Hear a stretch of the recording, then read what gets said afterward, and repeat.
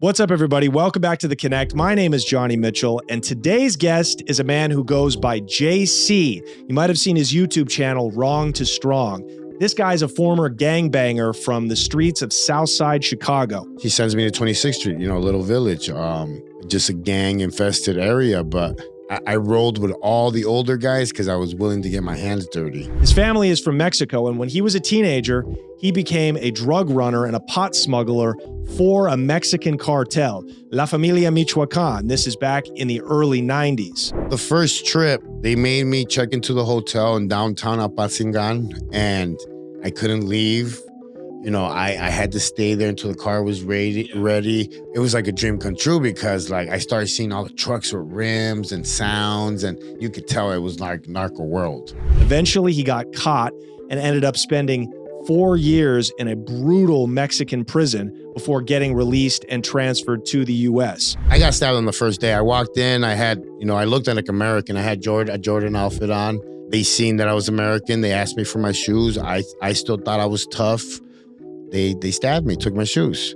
He went back and forth to prison. He made millions of dollars trafficking Mexican pot for the cartel all over the country. This guy made me look like a nickel and dimer.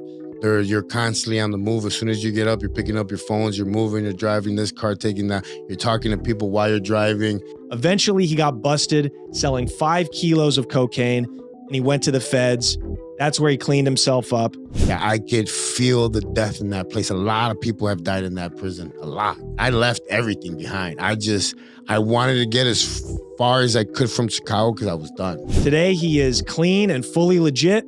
He runs a gym in Phoenix, Arizona. He's a public speaker, an author. He runs a great YouTube channel. He's been featured on National Geographic and other TV shows. And he's here today on The Connect to tell us his story. Welcome to JC from Wrong to Strong. I tell people my flight and fight mode has been turned on since the age of 10, and I just learned to turn it off not too long ago. That's when I see lights behind me start to flash. And I didn't even think, I just hit it. I was driving like my life depended on it. Then I parked the car, hopped out, closed the door, and I started running. And he pulls out a burner, a shank, like 6 inches. And he passes it to me. And he goes, here, that's yours. Don't ever leave the cell block without this. He was the reason I made it out of that place alive. Yeah, let's do it. JC, welcome, my man. What's up? Good to finally have you on here. I know, right? It's been planned for, about a year.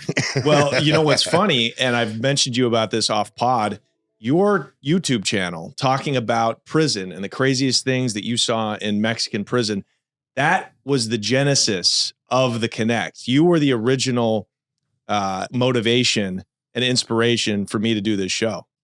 Did I tell you that? No. Yeah, because I saw you doing it and I was like, wow, like this is all you need to do is just talk about prison and you get millions of views. Oh shit. Let me see. Let me try my hand. So thank you. You should own a piece of the equity in this company, Nah, just glad that it's reaching people it needs to reach. That's all. Yeah, man. So you've obviously been on National Geographic before. You've told your story. And of course, like typical corporate media, they left out a whole bunch of stuff. So that's kind of what I brought you in here for, was to like fill in like the information of your saga. And it is a saga. Started in Chicago. It's where you're from. You're born in Chicago? Yeah, born and raised. Grew up on the South Side. Yep. And you're Mexican. Yep. Are there a lot of Mexicans in Chicago? There's a lot of Mexicans in Chicago. Has it always been that way? Because Chicago's not, I don't associate Mexicans with Chicago. I associate like Puerto Ricans and blacks with Chicago. A lot of people say that and I don't understand. I grew up over there where now in Arizona it's completely different. Like all the Mexicans speak Spanish in Chicago. All the Mexicans in Arizona don't speak Spanish. Is that because they've been in Arizona longer? Well, I just think maybe because it's a border state, they're more Americanized. I don't know. I mean, it's just a different culture because in Chicago, all the Mexicans, we even have some of the biggest Mexican parades. Really? Yeah. And it was like that even when you were a kid? Yeah. So you grew up in a Mexican neighborhood? Yeah. Like my grandparents lived there for, their whole lives and never had to learn to speak English. Wow. And so they're the ones who came over? Yes. And they're from Michoacan? No, from we're one state over, Guanajuato, Uriangato, Moroleón, Guanajuato. Okay. And have you been down to the village where they're from? Yeah. Okay. Yeah. I've heard my parents were in Guanajuato recently. So I assume it's really nice there right now. It's really, really nice. A lot of money, a lot of rich people. Yeah. Yeah. A lot of expats, I assume too, Yep. which is wild because it's one state over from Michoacan, which is probably one of the hottest, most violent areas right now, at least on the West Coast. Well, Guanajuato is like a power plaza for any other cartels. That's why they spent so much time fighting over it the past couple of months. What makes it a power plaza? It's right in the middle of everything. It's like you could say like an island in the middle of Mexico. And so it takes you to takes you to the Northeast, takes you down south, drives it up through the gut. If you want to go through Chihuahua, up into the Arizona and Texas. I call it just like the heart, you know? Yeah. Yeah. Did you have drug trafficking in your family? No. My family was they were all panaderos, sweet Mexican bread. My great grandfather started a panaderia in Mexico, like way back in like the early 1900s. Yeah. Wow. And then my grandfather took it over, and it's one of the reasons why, like my family in Mexico was actually very wealthy, but my grandfather wanted to leave Mexico because there was rules. My grandparents were very strict, very hardworking, and my grandfather liked to drink and have fun, and so they ended up going to the United States, but it gave us a different life. Yeah, that's interesting. Like why immigrants that are well off in their home countries choose to come to the US. I think it's marketing. I think America just has the best marketing.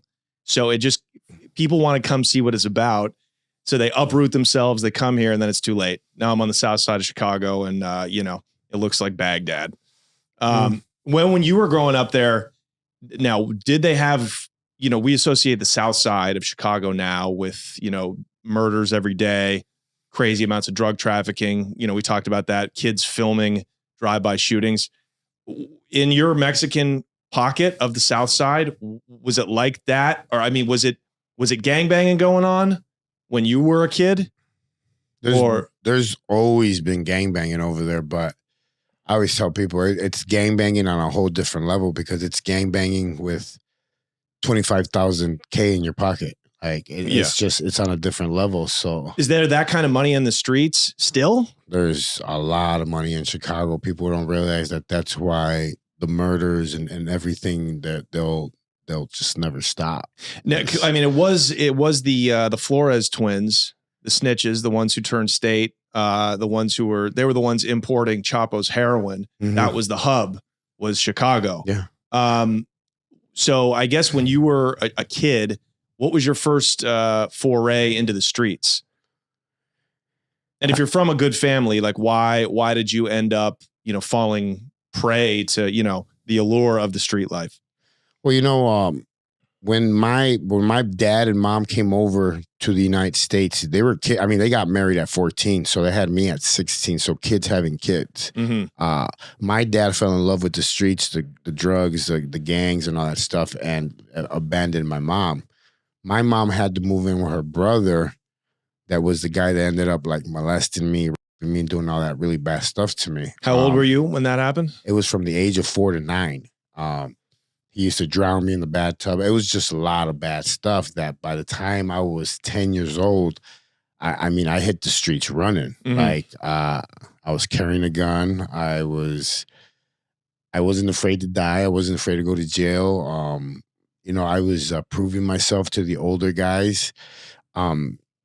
I rolled with all the older guys because I was willing to get my hands dirty. So, I started growing up really fast. I got to Chicago in 1988. I got back over there after my mom, took us to Mexico for a little bit. Okay, so you're born there. Your mom takes you back after your father leaves? After my father leaves, we come to California for a little bit, Sacramento, where we're living with her brother. Then after, I guess, she finds out everything that's happening, we end up moving to Mexico. I just couldn't stand living over there. I was already a hot mess. So she ends up sending me back to my dad's house in Chicago, and she sends me to 26th Street, a little village, just a gang infested area. But now, okay, so you're about 10, 11 when you've got a pistol and you're putting in work. Yeah. Wow. So already the home is broken. and here you are. Are there Mexican gangs in Chicago? Like, is it, I know there's cartel activity, but when you were coming up in the 80s, was there Chicano Mexican American gang banging the way we know it in Los Angeles, like Colors style? Or what was the difference, I guess, between a place like LA and the Mexican gangs in Chicago? There's a lot of Latin gangs in Chicago. The big difference is that over there, every gang has its own colors. Every gang has its own mascot. Every gang has almost like a style. The gang culture in Chicago was very different to other areas because it was almost like a business, like a enterprise. They had business cards. They had parties where they charged money, meetings where you collect dues from all the members. Right.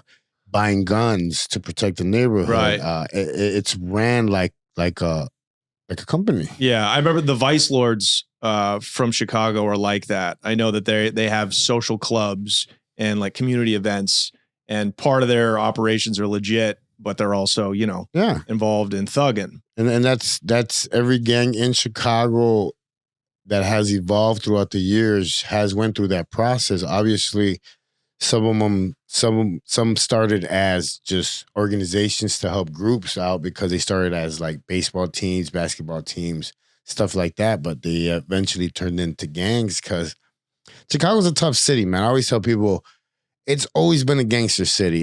There's no secret to it. I mean, Al Capone from those days on, Chicago has always been murder city. It's always happened since I was a kid. The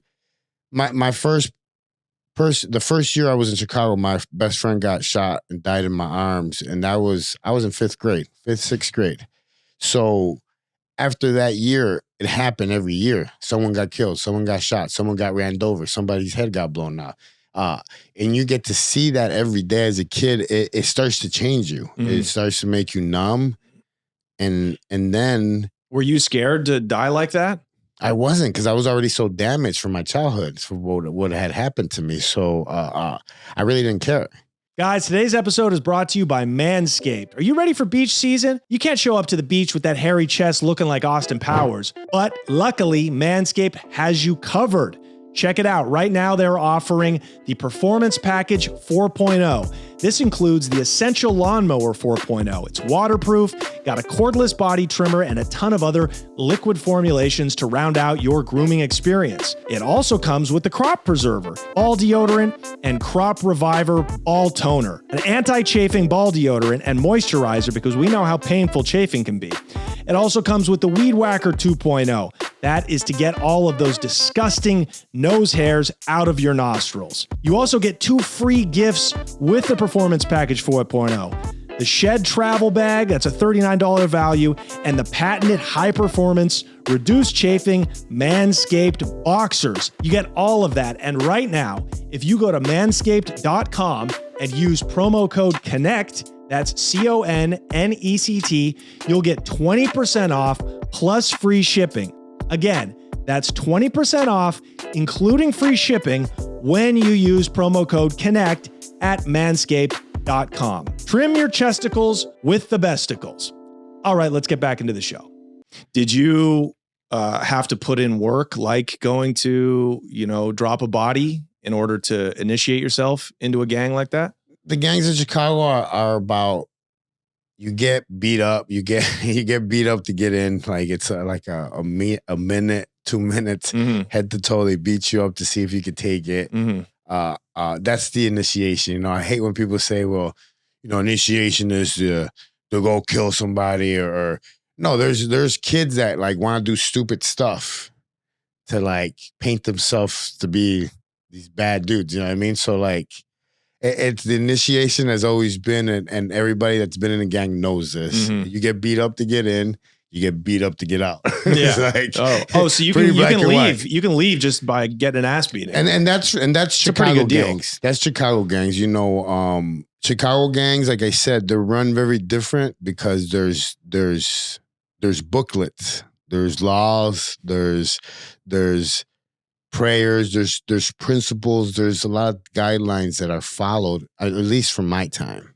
I can't say that for the kids now. And so you think now part of the reason that violence is so out of control, even more so than back then in Chicago, is that the leaders, the ones who put these rules in place, are gone, and there's nobody at the top.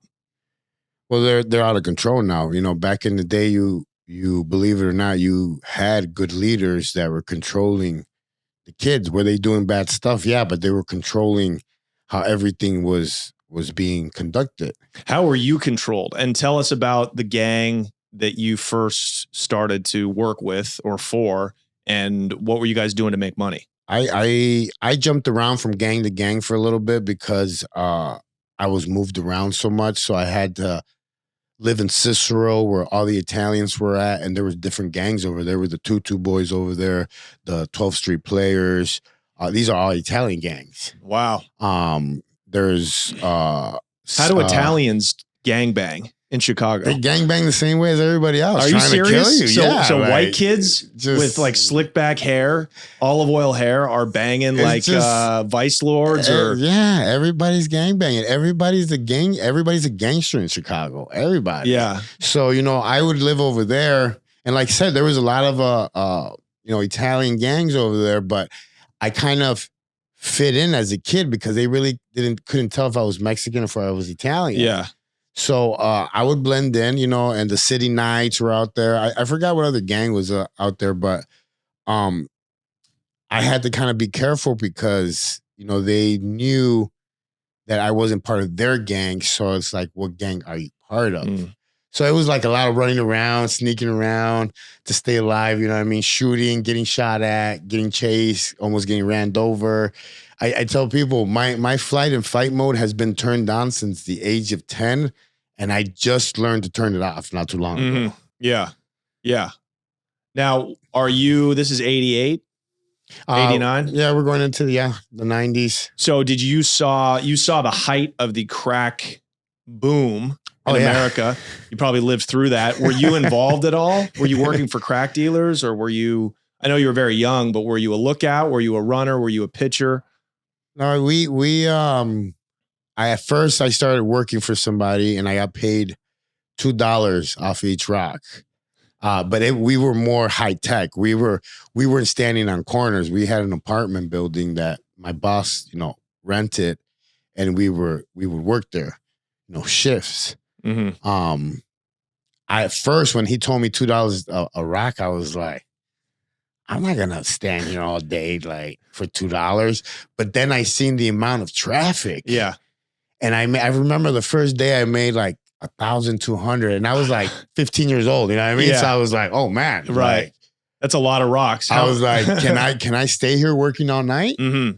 And he's like, yeah, you know, as long as you want. And so I stayed there working, and I ended up getting raided. I got raided by the cops. Mm-hmm. But it was funny that I beat that case because they raided the apartment underneath me first. They messed up. And then when they raided us, like it was something technical, like a small technicality or whatever. I mean, they still found guns and all this stuff, and it's on my record, but I don't know. Yeah, it got thrown out. Well, I think when you're underage, I think that's why a lot of crack dealers, especially the late 80s, started to really recruit kids, is because it's, you know, harder to make a dope charge stick to a minor. Yeah. Did you ever own your own spot? Well, and I put that on my ideas because I wanted to tell you about it. But sure, after I worked for him, I was like, you know what? I could do that and I can make that amount of money. Like now, I've always had that mentality where I want to eliminate the boss and I want to be the boss. Yeah. So I was like, you know what? I'm going to get me a job, and so I went to go get a job at the Olive Garden. I worked for about, I think, 2 months, got me $700. Bought me my first ounce of Coke. Mm-hmm. And I was like, okay, so I'm gonna cook it. Yeah. You know, I put it in the water, put the baking soda. You knew how to cook? Who taught you how to cook crack? I watched a couple of my buddies do it. Like I had a couple of my friends that were GDs. They were part of a black gang that's on the south side, and I watched them do it. GDs is Gangster Disciples? Yeah. So I was like, okay, I could do this. man, I lost that whole ounce. Yeah. And I was like so sick to my stomach. And I was like, I mean, should I try it again or what? I ended up going back to work for him again. That's when I got arrested. But yeah, I mean, I tried, but it wasn't for me. The whole crack game, you have to have a special, I guess you could say, hustle. It's everybody has special gifts when it comes to hustling. Yeah. And mine, I always wanted to sell in bulk. I wanted to be like Costco. I didn't want to stand on corners. Yeah, exactly. And somebody asked me that on a podcast recently. They were like, Mitchell, why did you never move to coke? You were selling all this weed. But that's exactly what I said. Like, I would rather sell 20 pounds of weed a week to 2 different people than sell a kilo of coke in, 50 or 100 transactions. Yeah. So weed, it sounds like, is something that you settled on pretty early. Yeah. That you found that to be your niche, correct? Yeah. And what was 2 questions. First of all, who was bringing it in wholesale, and how did you first get started? Did you have a corner? Did you have a weed house? How did that business grow for you before you started to go down to Mexico and, drive it back up? This is before I even started smoking weed. A lot of my older friends would always be giving me like dime bags, little 20, 8s. And they would always give me, and I would save it all and put it together. And one day I was like, I should just start selling this. Right. And I had just started my freshman year at Morin East. It's in Cicero with all the Italians. And I was like, you know what? I'm gonna sell the weed, but I'm gonna still get me a job. It's something funny that in Chicago, a lot of the gangsters do. A lot of the gangsters that sell drugs have jobs. Like, so bizarre. Good jobs, like union jobs. Right. Where they pay them their way to get in, but they're making top dollar to work. Right. And they still do the hustle after work. A lot of people that are gangsters in Chicago do this. Right. So I seen a lot of my older friends doing that. So I got a job as a dishwasher at a restaurant. I ended up buying my car, got me a beeper, and if you beat me, I would go and deliver the dime back to you. Yeah. So that's how I started. And I did that for years, yeah, by the way. I had day jobs. I had a pizza delivery route when I was in high school, and I would be dropping off sacks along with a large pie, And people don't realize that, like, out of 1 ounce that you bought at $60, you were making like $210. Wow. So you were buying ounces for $60. So that was going to be my next question. What was the weed like back in the early 90s? Was it Mexican bud? It was Mexican bud, but with a lot of people, this is me later on putting all the dots together. I have to believe that the Sinaloa cartel sent a lot of families into Chicago, I want to say in the 70s. And a lot of those families had kids. A lot of those kids started gangbanging with the gangs in the neighborhoods. Right. And I always tell people the gangs in Chicago are like McDonald's. You have the Latin Kings on 26th Street, but they're also on 47th. They're also on 51st. They're also on 109th. They're all over the place, the same gang. So what that makes them do is cover more space in a faster way. Right. So you wanted to be able to, your goal is to supply all of these gangs. Yeah. You didn't want to be on the corner. You wanted to essentially function how the cartel functions, invisible, and everybody else, sells their work for them. That was going to be my question too, is when did you see Mexican cartel activity really start to penetrate Chicago? Because in the late 80s, this is before the Sinaloa cartel wasn't even it wasn't even a thing yet, right? It was the Guadalajara cartel had just fallen. Yeah. Miguel Angel Felix Gallardo, he had just gone to prison.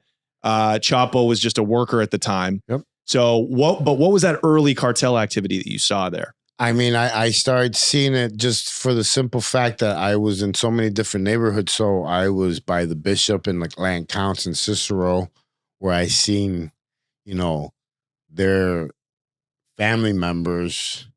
I used to be like, why do they always have new cars and stuff like that? And I've always had like I guess you could say like a smell for it. I could tell you could tell the difference because of what they were wearing, like ostrich expensive boots, cinto piteados. These are like $10,000 belts. that a Yeah. person that wouldn't know wouldn't be able to tell. Right. So, So these guys are dressed like cowboys almost, right? The gauchos from the campos from, rural Mexico in Chicago. Yeah. So they stand out. Yeah. So it's I just started dabbling in it, and I started selling weed a lot, and that's what I started, like, I guess you could say, focusing on. I moved from ounces to half a pounds to pounds, and then, it became a business when I was selling 10 pounds here, 10 pounds there, 50 here, Wow. 100 there. Wow, 100 pounds in high school. That's a lot of work for a high school kid. I mean, who would be picking up 100 pounds from you? I had friends, I've always been kind of like a chameleon, I guess you could say. I had friends that I always tell people I started making a lot of money when I started messing around with a lot of the black gangs. Because in my time, they were all about the money. They weren't about fighting. They didn't care about fighting. They all wanted to make money. The GDs, the Vice Lords, BDs, they all just wanted to make money. They weren't wasting their time fighting like the Latin gangs. The Latin gangs were wasting a lot of time fighting each other. They were still selling dope in big quantities, but they spent a lot of time fighting each other and killing each other. The black gangs were just making money. So and were they your customers? They were my main customers. They would buy, I would love it because they would buy 100 cash like nothing. 100 pounds. Yeah. And how fast could they get rid of that? They would come back a couple of days later and just be like, I'm ready to go again. Wow. And that's crazy. And who was your re-up? Who were you buying from? Well, I at the time I was messing with a family in Cicero, but then I got connected with, it's no secret, Valerie. It was on the show. Right. You got to remind us though. That Valerie is married to one of the Flores twins. She was pretty much the one that gave me my big, I guess you could say, start the whole cartel world. Right. And so at this time, are the Flores twins already powerful and operating on a high level with the cartel? Their family's always been operating. Gotcha. And are they Sinaloans? Are their origins Sinaloa, or where in Mexico do they trace the lineage? Honestly, I'm not gonna lie. I've never asked them. I don't even know. Okay. But all I know is that their dad was always plugged. Yeah. Like top plugged. Yeah. And they've always been doing it like for a long time. They started as little kids also. And it's a small world over there because a lot of those families are related to each other. A lot of the families that were doing it in that time. In the early 90s, it was the fastest way to get rich. And you met Valerie, who's married to one of these now kind of infamous twin brothers. And just for the people at home that don't know, the Flores twins were Chapo's main heroin distributors in the mid 2000s. And they set him up on a wiretap. And that's one of the main pieces of evidence that the U.S. government used to convict Chapo drug trafficking. But in the early 90s, they were, you basically got plugged in with them. Well, they come from the same neighborhood. They lived one block down from where I lived. I lived on Cristiano. They lived on Sawyer. So you knew them? Well, I knew of them. I didn't meet them until I got out in 2001. Okay. When I came home from Mexico prison, they were it in Chicago. Yeah. They were the ones. But tell us about Valerie though. How did you meet her, and how did I assume this was how you got integrated with the cartel, getting it straight from the other side? Yeah, I met Valerie when I became part of the Saint Disciples from 59th Street. I was one of the founding members for that street gang. And my leader was dating Valerie at the time before she married, one of the Flores, before she married Cato. I've known Valerie since we were both kids. She's, I believe, a little bit older than me, but not much. But I've known her since I was a kid. So she got to see me, on the streets being homeless, hungry. She always tried to help me, always try to, I guess you could say, always try to take care of me. And a lot of my game was picked up from her. Yeah. She's the one that pretty much taught me the game. Yeah, that's interesting. 'Cause you don't hear a lot about female hustlers. I worked for female two female. kingpins. I worked for two females, so like I know what it is. And so was she basically just moving pot at this point when you're in high school? You meet her and she becomes your connect. Is she essentially like the distributor for that particular Mexican cartel? I mean, she's bringing it in. She's like, I didn't like my first trip there. I didn't realize like how easy it was. Yeah. So then I was like, wow, this is what they mean about cutting the middleman out. Right. Right. You know, now you're buying a kilo of weed in Mexico for $25, already compressed, loaded. Mm-hmm. You know, you're putting it in the car, you're driving it to Mexico. Now when you get to Mexico, you're taking that kilo that cost you $25, you're taking it out and you're selling it for $5.50 each. Mm-hmm. I mean, that profit. But how much before you did that though, you're already selling hundreds of pounds a week that you're getting from her to these black gangs. Why did you feel like you had to cut the middleman out if you were already... Because you're only making $25 off each pound like that. Right. Like, so you were only getting it. So you were getting it for 60. You were getting it for 60 and selling it to them for 80 or whatever. Yeah. I mean, you're not making that much money. I mean, when it's just like when you start selling, you know, cocaine, if you're not making at least 2,000 off of each kilo, then you're really not doing nothing. Yeah. Like it's not even worth it. It's not worth the risk. It's not even worth the risk. Yeah. So like the same thing with the weed. It's like, you know, you add it up. $20 out of selling 100 really ain't nothing. Right. Right. Sounds like a lot, but it's nothing. Right. It's a lot of work for nothing. Yeah. I did that for years. I sold huge weight and at a 5% markup. So you not only waste your time, you're sitting around, you get caught, and it's all a waiting game. You know, the drug game is all a waiting game. Mm-hmm.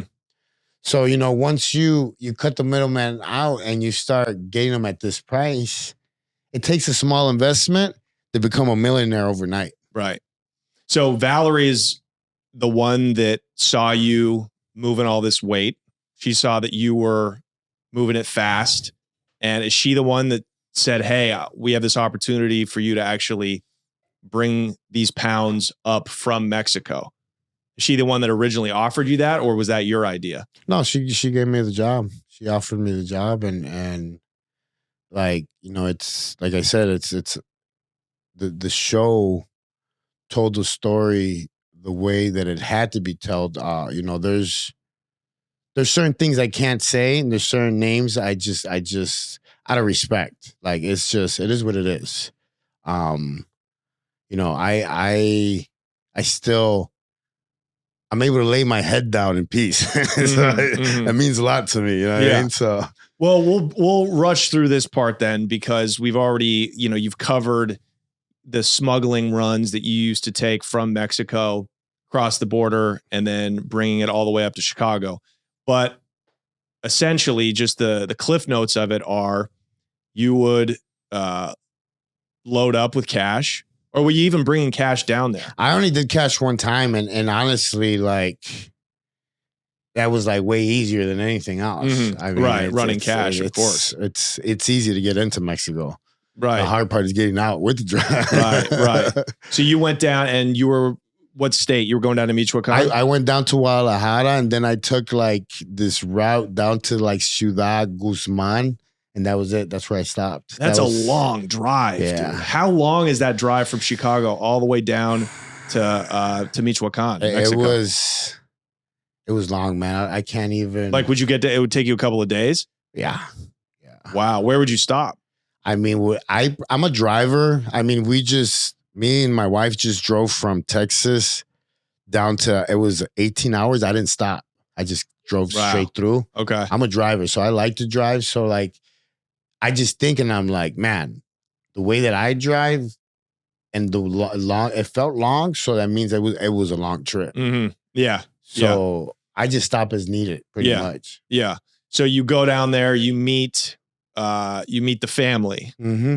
Now, are these families, I assume, are you actually meeting the executives for the organization, or are you just meeting essentially their arm of it? Does that make sense? Are these just farmers, the pot farmers, or are you actually meeting top leadership of the cartel as well? Well, the first trip, they made me check into the hotel in downtown Apasingan, and I couldn't leave. You know, I had to stay there until the car was ready. Yeah. Ready. Yeah. They made it very they made me like suspicious. I'm like, what's going on? Like, of course, don't leave, stay in there, don't walk around. You know, we don't want an American being seen. Mm-hmm.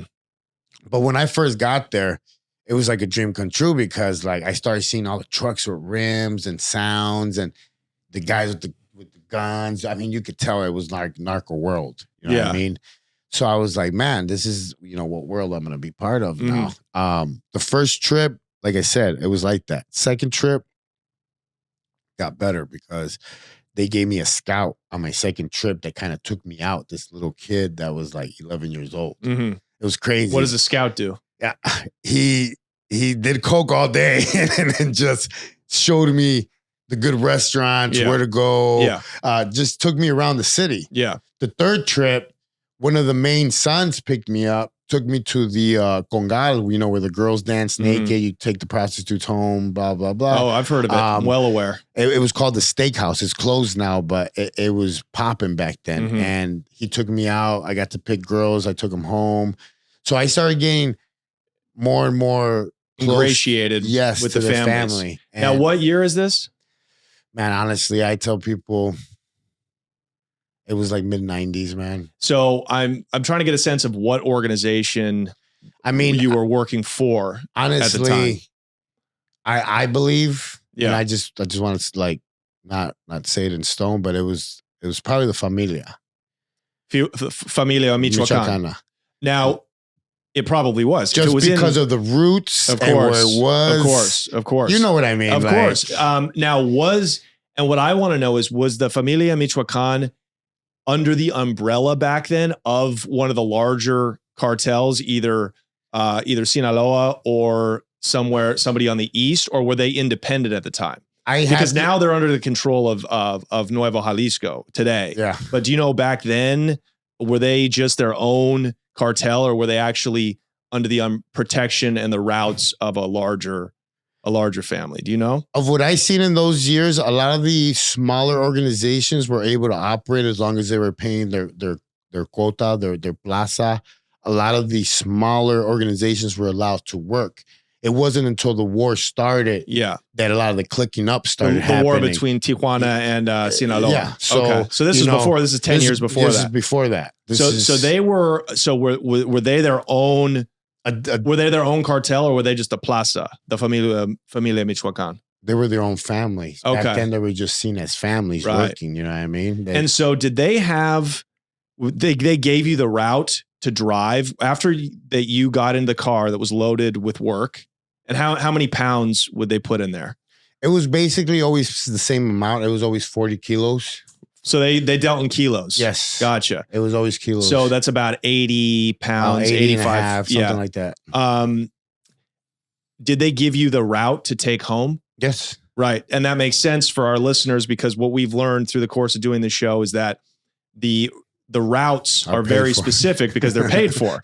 They're each route, you know, the cops and probably the politicians know to let you pass. So you didn't have any problems driving up through Mexico at the beginning with the work. No, I mean, it was a piece of cake. The hard part was, you know, getting it out of Mexico. You know what I mean? Because a lot of people are out to get you. Other families, other cops, you know, everybody's crooked in Mexico. So it's like, and everybody's chasing that dollar. Everybody's chasing the American dollar. Do you know how many people were like you? How many kids, runners from Chicago or the U.S. were coming down and dealing with the family that you dealt with? Oh, it was by the hundreds, bro. It was probably just a constant. Every day they had somebody else picking up. I mean, when we used to go, it usually was about 7 to 8 drivers. Just in any given day, getting loaded up and driving off. Yep. Wow. So thousands and thousands of bricks a week are moving out of that place. Yep. Unbelievable. And what was the weed quality at the time? It was, you know, hit or miss. Sometimes it was great. Sometimes the gas would get in there, and you know, everybody knows that if they've had that weed, that Mexican weed that smells like gasoline. You know what I mean? It was hit or miss. Was it Sin Semilla? It- Like, was it the stuff that Rafa invented? It still had seeds. It still was that Mexican weed. You know what I mean? Yeah. But it was selling. Everybody was buying it. Yeah. This is back in the days when Mexican bud still dominated the wholesale commercial market. Yeah, you know, I always tell people the hydro really didn't come into play until like the early 2000s. because I knew that because a lot of the black gangs in Chicago were the first ones to kind of dominate that whole cell. They just monopolized it. Yeah, because we had to go over there to go buy it. Yeah. You know, and when DMX would come into Chicago, we always made sure that we had like the top quality hydro. For him. Did you know DMX? Oh, he's my daughter's godfather. Valerie's my daughter's godmother. You're kidding. Yeah. Because I noticed you had a Rough Rider tattoo. Yeah. Wow. How did you meet up? How did you meet him? I met him through Kato. He wrote a song for him that's called Ayo Kato. It's on the last Grand Champ CD. He was murdered in 2003. Kato was a friend, mentor. You know, he's part of the Land Kings. He was a big leader for Land Kings. Oh, wow. Yeah, it is a small city, isn't it? Yeah. Now, let's talk economics real quick. You're bringing back about 80 pounds. What does each of those pounds sell for after you get it across the border to Chicago? What are you're bringing that? Are they just paying you per pound, or are they cutting you in on the profits as well? At the beginning, it was per trip. I was getting paid $12,000 a trip. Gotcha.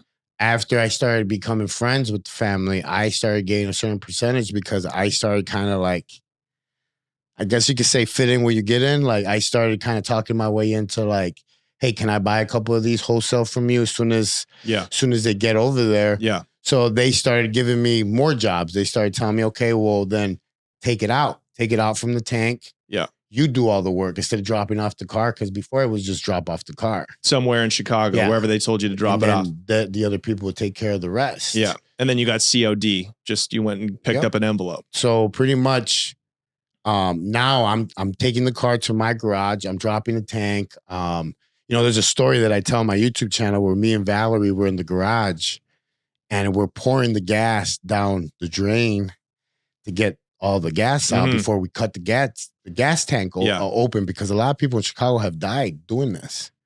They blow up cutting the gas tank open. How does it blow up like that? What's the science behind it? Are they smoking a cigarette? The gas, smoking a cigarette, just being not safe. Sure. You know, I mean, look at what happened to us. We started pouring the gas down the sewer. Something lit up the sewer and explosions started happening. The explosions were so loud that the fire department was called. Oh, shit. So now the fire department shows up to Valerie's house. We got the car in the garage and there's fire coming out of the drains. So it was like, does the weed catch on fire? No. Well, thank God for that. We're pouring the gas in the drain. It's a whole different. So it's catching on fire in the sewer system. In the sewer system. Wow. So like the fire department comes, blah, blah, they leave. And I honestly, after that time, I got scared and I didn't want to do it no more. Yeah. I was like, nah, this. And then I heard more stories of people, you know, people that knew other people that got burnt like really bad doing it. So so but then I still found my way of getting it cheaper, and I was so you started taking your fee for driving it up plus getting a couple of the pounds wholesale. So now you've got your own side trade. Yep. And now you're making even more money. Yep. So that's a lot of money for a 17-year-old kid. You know, you maybe make $20,000, you know, after you sell off your own piece of the work.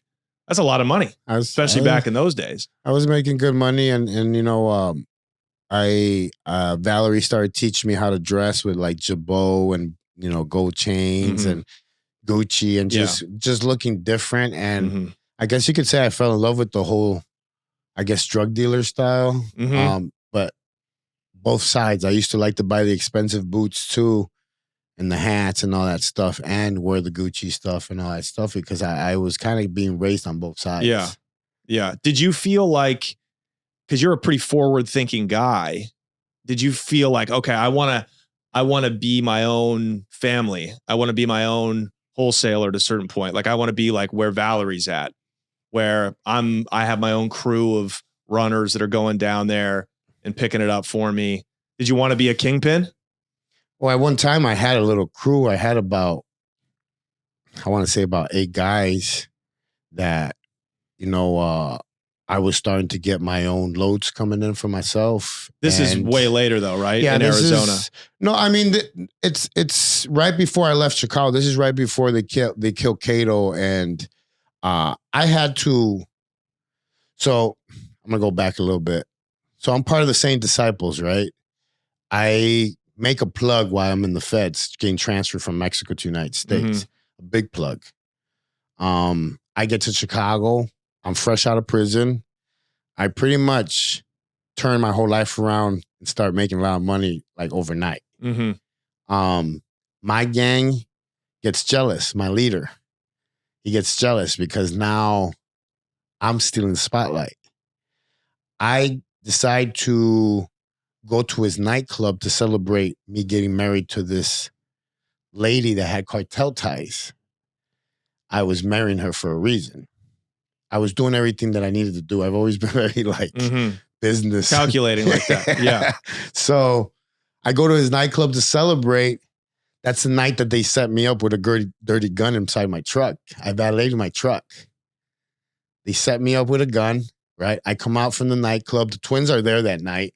They're popping bottles. This is a nightclub where all the drug dealers go to in downtown Chicago, blah, blah, blah. I come out. They arrest me for the gun. So they called the cops after planting the gun. It was an anonymous phone call. Wow.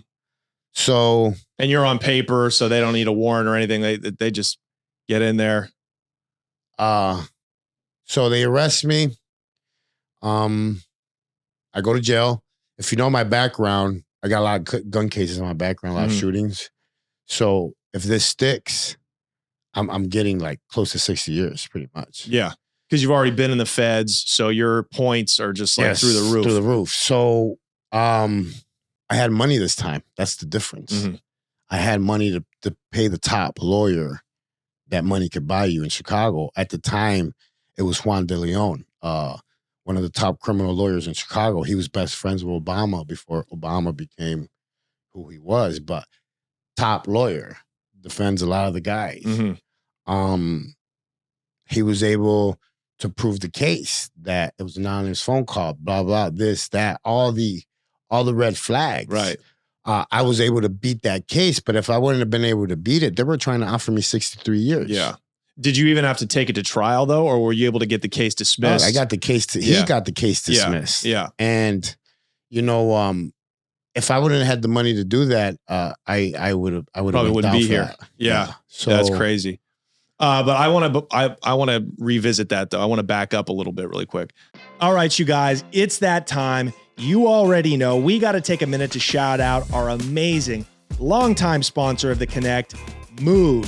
Mood is the #1 online dispensary for Delta 8 and Delta 9 products in the entire country. Good friends of ours. Check it out. They have an array of gummies, edibles, concentrates, pre-rolls, flour, anything that you need that is perhaps not legal in your state.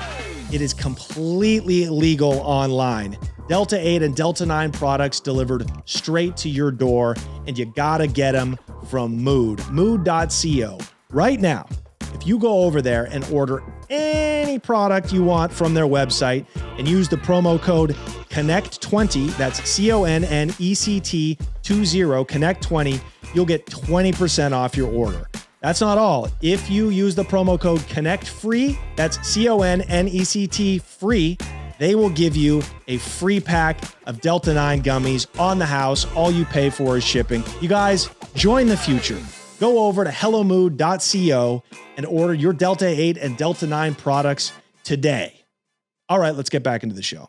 Okay, so you had those entrepreneurial ambitions while you were still kind of a worker. You were still running on behalf of somebody else.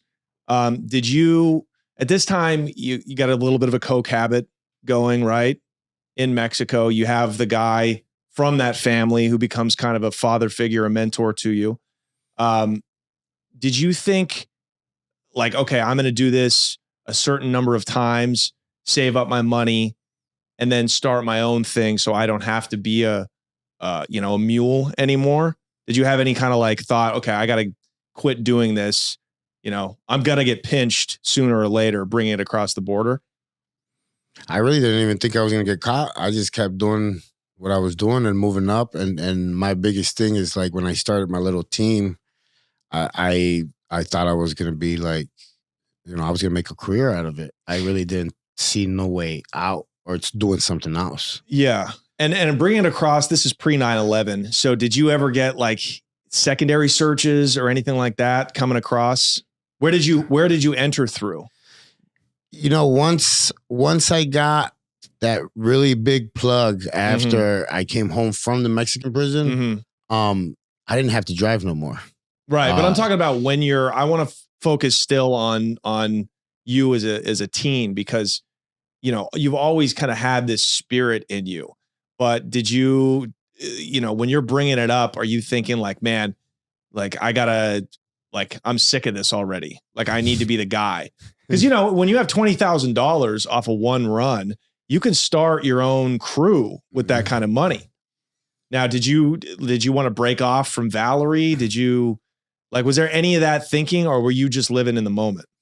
I mean, I was just a very loyal soldier. Yeah. I stayed loyal and I moved up as much as they wanted me to move up. And I just followed the rules, and I think that's what made me like not get killed, because a lot of people got killed through the process that got greedy or would disappear with cars, stuff like that. I stayed loyal and I did what I had to do from point A to point B. Right. People who try to move up too quick, they usually get out of line and they end up getting popped. Yep. So it's the 7th trip, correct? Mm-hmm. You're coming through Mexico. Tell us again, I know you covered it in the Discovery Channel episode, how you ended up getting popped. Well, was it a tip-off? Nah, I got sloppy. I was doing a lot of coke. I was drinking.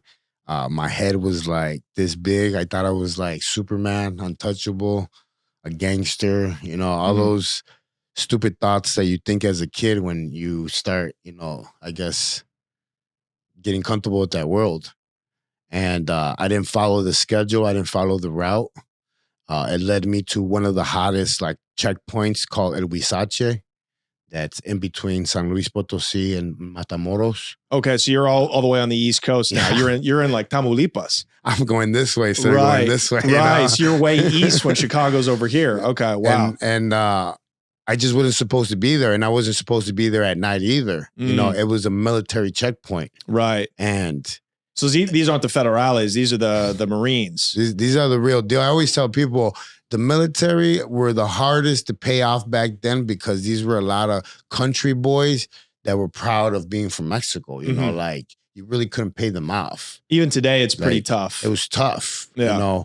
All the other guys, you were paying them under, Tránsito, Federal, all the local cops. Yeah, it was easy, Yeah. But these guys were hard, and that's who popped me, the military. Yeah, so they just pulled you over during a check and searched your car, and they found, was it another 80 pounds, 40 kilos? Yeah, I mean, it was the whole tank. They had special equipment to bring the cars up to the ramps, special drills. I mean, they were ready. They knew what they were doing. Yeah. They knew. There's a saying in Mexico, el perro de dos patas, finds the prize faster, because he knows where it's at. Yeah. So what was your sentence? I ended up getting 15 years in Mexico. And you did? 4. Okay. I did 4 because I got extradited. The American consul came and got me, extradited me to El Paso, Texas, La Tuna Federal Prison. Yeah. And then how much in there? I got resentenced again there according to American guidelines. And every day that I spent in Mexico counted as 2. And then I got pain and suffering for getting stabbed. So I had an immediate release. Immediate release came like after a couple of months. I think it was almost a year that I was there. The paperwork came in. They were like, immediate release. They released me, but I was maybe free for 5 minutes because I was wanted in Chicago. So the Texas Rangers were outside waiting for me. They took me to the El Paso County Jail, and I sat there for, I guess, 2 months. Until you got extradited to Chicago? No, they ended up. It's a crazy story because I sat there and made friends, and I ended up in El Paso for a little bit. But they ended up releasing me because Chicago never came and got me. The system is it's so insane because you're dealing with all of these different bureaucracies, and you don't even know what you have warrants for over in this state, and it's just like an out of body experience the first time that you do time, because you don't know what's happening, and you don't have any control over your physical body. One day, a bunch of dudes in cowboy hats are like, "Hey, you thought you were going free. You're actually coming to El Paso," and it's like you're getting kidnapped by the government. Yeah. And you just kind of got to go with it. Now, those are 4 long years in Mexican prison. Is that where you got stabbed? Yeah. Okay. And that was happening, daily in the prison you were at. It was bad. I always tell people, once I did time in the Mexican prison, every prison in the United States was like a 5-star hotel. Yeah. Yeah. Like, for real. Yeah. Like, even the super max ones. Yeah. You talk about on your channel, you bring up the sex offender that, they put him in the general population, and then, they shove a broom up his ass and they stab him and just let him bleed out. Just horrendous stuff. I'm not terribly interested in that kind of thing. Just because it's so brutal. I don't like glorifying it. But is that part of the reason that you were able to get transferred out? Like, did basically when an American citizen is in those kind of conditions, locked up in a foreign country, does the government basically negotiate on your behalf, saying, "Hey, just for humanitarian purposes, send him back home so he could be tried here"? Is that how you were able to get out? Well, they had a program back then where they were doing extradition they were doing an exchange program where every Mexican that was in the United States got to come home to Mexico for an American. So they were having trading 1 for 1. Yeah, they had a program, and I was one of the last ones to be on that program. That's why it took them a little bit longer to get me out of there, because there was a waiting list. So when I came over on the plane, they must have been about 30, maybe 40 Americans on that plane. It was a big plane. Yeah, all doing time in Mexico. But they started from the bottom, Oaxaca, all the way up, picking up everybody. Yeah. And when I turned around and I looked at all the Americans, because remember, at this time, I'm still young. I'm 19 years old. Yeah. I look back and I look at all the Americans. They all look gone. Their eyes, their hair, like mentally, they weren't there. Yeah, broken by a Mexican prison. By the violence and everything that was happening over there. So when I sat down, I was like, man, I'm lucky that I was young and in the prime of my violence. Right. Because it helped me survive. Yeah, and I imagine the violence that you witnessed in Chicago as a kid helped buffer what you saw when you got to the Mexican prison, right? It helped me adjust because I had already seen a lot of bad stuff. Because once I got to Mexico, it was a whole different story. Over there, it's like I had never seen people getting lynched and stuff like that. It was bad. Can you describe that? What does a lynching look like? I mean, is there something that stands out? It's just a bunch of guys stabbing you where like there's nothing left in you no more. It's like beating a dead horse. And you witnessed some of that. Yeah, like it was bad. And it changes you. Yeah. Like it starts to make you almost, I guess, numb to life. Mm-hmm. Like you start to feel the same way. Now, when you get to the feds in America, usually they'll give you a piece of steel your first day in there, right? Is that how it is in Mexico? Like, did you have to put in knife work or at least carry something for protection? No, it's very different over there, man. It's every unit was a different state in Mexico. It was just very different. I mean, they even had guns in there. That's really all. That's not really brought out until it's needed. Yeah. If there's like a big riot or stuff like that, it doesn't happen. They're not gangbanging like we are in the United States. Right. In the United States, that's what kills us, is that we spend so much time killing ourselves that like I tell the guys in Mexico, it was a violent prison, but they were enjoying their time. Music was playing, they were sleeping with girls, doing drugs. Yeah. Like they were enjoying their time. Yeah. The time wasn't like spent trying to kill and gangbang with somebody. Those were the people that had money though. Yeah, yeah. So you didn't have money though. When I first got there, I had a lot of money because Valerie was sent me $1,000 every month. I lived pretty much like a kingpin. Oh, great. So were you getting hookers in there? I was getting hookers. I was raw dog. That was I was doing all the stuff that everybody else was doing. I had carpet in my cell. I had, a big screen TV. I was walking around in my Nike suit. Tacos? Did you get better food? There was restaurants in there that I ate at. There was stores that I shopped at. It was a different life. Are inmates running and making money off of those restaurants? Yeah. They're businesses. And so they're paying the administration to bring in like the meat and the vegetables. Yeah, it's a business. It's a business within the prison. Exactly. And I always tell people this.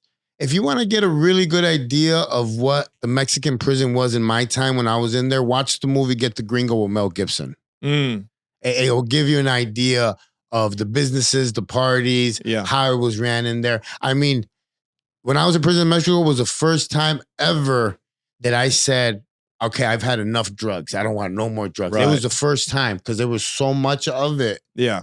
That when I would party with one of the big kingpins in there, he would put a whole kilo on a plate. He would warm it up and start cutting it. And I would do so much coke that sometimes I would run. I would go high to a different unit because I didn't want to do no more. And he would send his guys to go find me. And they would be like, Pollito, because that's what they would call me. They would call me like Chicken Little because I was really young when I was there. Yeah. They were like, hey, Donato's looking for you. And I'm like, dude, I don't want to go no more. One time, it's funny. I had a shirt on my chest and I had a piece of wood that I was like twirling on it because I felt like my heart was going to like come out of my chest. So I'm walking around with a shirt with a stick and I'm hiding from him because I don't want to do no more coke. And they find me, they take me back. And I was a little afraid, I couldn't tell him no, and this guy is the head guy in the prison. So I sit there and I start doing more coke with him. I ended up in the hospital for alcohol poisoning that day. Yeah. Like it was bad. But that's how good the coke is there. You can just keep doing it and not overdose because it's so pure. It was pure. Now, are they also dealing coke? They're running coke in there.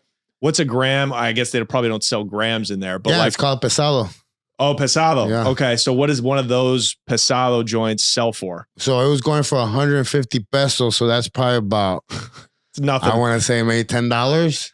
Maybe back then. Now it's probably even cheaper than that. Wow. $10. So a gram of pure coke.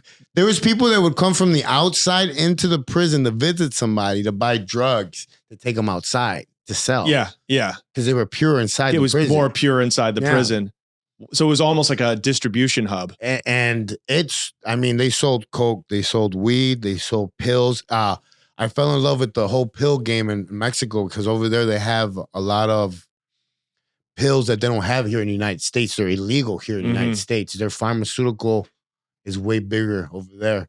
So they have uppers, downers, sideways, floaters. They have reinas, sartanes, rochas. So did you network in there? Did you think, man, when I get back to the US, like I'm really going to be on? Like, did you get plugged with connects? Like, were you thinking that far ahead? Yeah. I mean, that I tell the story all the time. I went back to pay, I got in trouble and they show it on the TV show. I got in trouble because I owed so much money because I was keeping the drugs and doing them myself. I wasn't selling them no more. Right. So I got in trouble and it almost cost me my life. It's a good way to get killed. Is that why you got stabbed? Oh, no, I got stabbed for my shoes when I was there brand new. When I got there new, the first day. Oh, tell us about this. I got stabbed on the first day. I walked in, I had, I looked like American. I had a Jordan outfit on. Yeah. They seen that I was American. They asked me for my shoes. I still thought I was tough. They stabbed me, took my shoes. They showed you what tough was. And also, it is what it is. Where'd they stab you and with what? They asked an ice pick. I got stabbed in the back and then the doctor had to come in and stab me to put the tube in my lung to take the blood out. So I got stabbed twice, technically. Yeah, so you could have bled out because that's a kidney shot. Well, it was bad. It was bad and I was lucky to make it out. But you know, once the people knew that I was there and who I was working for, you know, I got picked up. Yeah. It's just I messed up by using the drugs and not paying the money. Mhm. But honestly, that's what shot my career into the game. Right. Because when I got home from prison, I flew back to a prison that's in the island where the boss was at, where they had moved him to, Mhm. and I paid him his money. Wow. And that's what made me get plugged in with the people that I got Right. plugged in with when I got back to Chicago. Right. Who was that boss in down there? What family was he with? Or what organization? He was with the Familia. He was with the Familia too. Okay, great. So, because in the episode that you do on TV, National Geographic, they make it seem like it was a real horrific experience in that prison, but the reality was you had money, so you were kind of living. You were living pretty good At the as far as beginning, prison goes. At the beginning, Yeah. it was bad once I messed up and they moved me into that. They started telling the story once I messed up and they moved me into the poor unit. Once I lost it all. Right. Valerie stopped sending me money. She found out I was getting high. Yeah. Everything stopped. The money stopped. The help stopped. I used to get care packages from them. They used to take care of me really well. You know, so I end up in the poor unit. Now I don't have no money and I have a really bad drug habit. So now, like, I'm trying to rob the new guys just like they did me when I was there. So I turned into a little animal, and I started doing the same thing. I mean, I remember to this day I had one pair of pants, one t-shirt, and some really big boots that really didn't fit me, and that's how I rolled. My hair was getting long. I was just trying to get high every day, and I didn't care what I had to do. And do you remember anything that you're particularly not proud of while you were in the poor unit and all strung out? I mean, I started getting high with like glue and all kinds of like just any kind of way to get high, and I treated people really bad, man, when I had money there. So like for me to be in that situation with them now, like it really like messed me up, man. Like, but I remember, but then you developed like empathy. Well, yeah, right? That's what I'm saying. Like, cause it messed me up because then when those people seen that these people weren't trying to kill me, they tried, I don't know why they didn't say it on the show, but they tried to come and hurt me. And these people stood up for me. Wow. You know, so the poor people stood up against the people in the rich unit that wanted to kill you for the money you owed. Exactly. So, you know, I made it out of there because of them. And so did that change you? Did that instill, you know, a sense of, empathy for, you know, ordinary people? Well, it made me realize that like anybody can end up like a drug addict. Anybody can end up like that. Like it's just, I just never seen it like that. Yeah. You know? Yeah, you kind of saw that like junkies aren't these like faceless people that just make the boss rich. They're people. Exactly. Yeah. So you got out of there. You made it out there by the skin of your nuts. You get traded. Incredible. I don't know why they got rid of that. You know, they traded 1 for 1. You're back in the States. You're paroled. This is the early 2000s. You're back in Chicago. You start your own. You got your own crew. And are we moving coke now, or are we still moving? No, I'm still moving from Michoacan. I'm still moving weed. So are you still working with the family, La Familia from Michoacan? I'm working with them, and I'm working with my new plug now. Who's the new plug? The plug that I met in the prison in Mexico that I flew back to Mexico to pay back that money. Right. So after that, I start, you know, I kind of always felt like weed was under the radar. I kind of feel like once you start moving coke, you get pretty hot. So I kind of stayed with weed, and I was making really good money because I was getting it for so cheap. So like, so you were sending. Now you're the guy sending. I wasn't even sending. They were just telling me to pick up, you know, the cars. Like, gotcha. They were sending it straight to me. Gotcha. So you didn't have to send anybody down there yourself. You were just the guy that had the accounts. You were like me. You could move it. You had the buyers. Yep. And what's a pound cost at this time? Break it down, because you know we're about details here. Yeah. What are you moving a week? what are you paying for the pound and what are you selling the pound for? So now I'm paying $2.50 a pound. The pounds are going for $5.50 back then. Wow. So I'm still making. That's a great still markup. making a good markup. Think about that. That's a double up. Yeah. We thought you had to over double your money. We thought you had to do that with Coke. You're making over 100% profit, 150% profit off of each joint. And how many are you moving like a week? And it varies, man. The drug game varies because you'll have times where you're like super hot and you're like back to back, 50, 100, 200. Yeah. And then it just slows down. You do 10 this day, 10, and your money starts to get low and you're like, oh man, what's going on? And then it happens again. Like, you've been in the drug game. You have good days and bad days, but the difference is we had, I focused less on quantity and more on achieving the highest profit margin per pound. Because if I could make $1,500, sometimes $2,000 profit per pound, I only had to move 20 a week. Yeah. And that was $1 million a year business. Yeah. But in the Mexican bud game, right? The commercial game, it's quantity is that's the money maker. So could you move maybe 500 a month? I was probably doing about 500 a month. Easy, Yeah. It's a lot of work, man. It's a lot of work. You were just one of those big time traffickers that the cartel relies on. You're the one moving it. It was, I always tell people, being a drug dealer is a full-time job because there is no downtime. There is you're constantly on the move. As soon as you get up, you're picking up your phones, you're moving, you're driving this car, taking that, you're talking to people while you're driving. Half of the time I had to have somebody driving me because I was on the phone so much, and it was just constant being busy. But I also tell people the whole time I was making all that money, my whole left side of my head was bald. Like no hair was growing because I was so stressed. I was so stressed and getting robbed by this guy. And then at the end, like I said, my own guys started trying to rob me and kill me and set me up. So then guys were working for you. Well, my own gang, my own guys that were working for me. Okay, so let's go into that. This is the Satan's disciples. Saint disciples. Okay, and that's the umbrella. That's the organization you started in Chicago. Well, I was part of them. Yeah. Okay, gotcha. So, and this is about 2003. Yeah. Are they the same guys who set you up with the pistol? Yeah. With the hot pistol in the car? Yep. So you beat that charge. How long were you waiting? Were you able to bail out while you were fighting that? Or were you sitting in jail? I bailed out, something that was like unheard of because I was on federal probation. Right. And I caught a state charge. Yeah. I bailed out and I beat the case. My lawyer beat the case 3 months later. But hang on. So that pistol charge, the state didn't hand that over to the feds? No.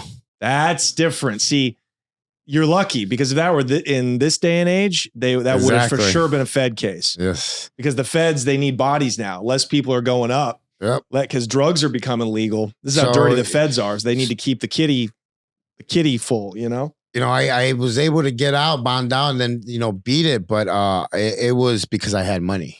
Yeah. If I wouldn't have had money, I wouldn't have been able to beat that charge. How did you end up in Arizona? My family has always been in this area. I always tell people I've been coming to Arizona since like the early 90s. When the Phoenix Suns were playing the Chicago Bulls. My uncle has a retirement home in Phoenix. So I would visit here and there. But the main reason why I ended up in Arizona was because of DMX. He had a house in Carefree, Arizona.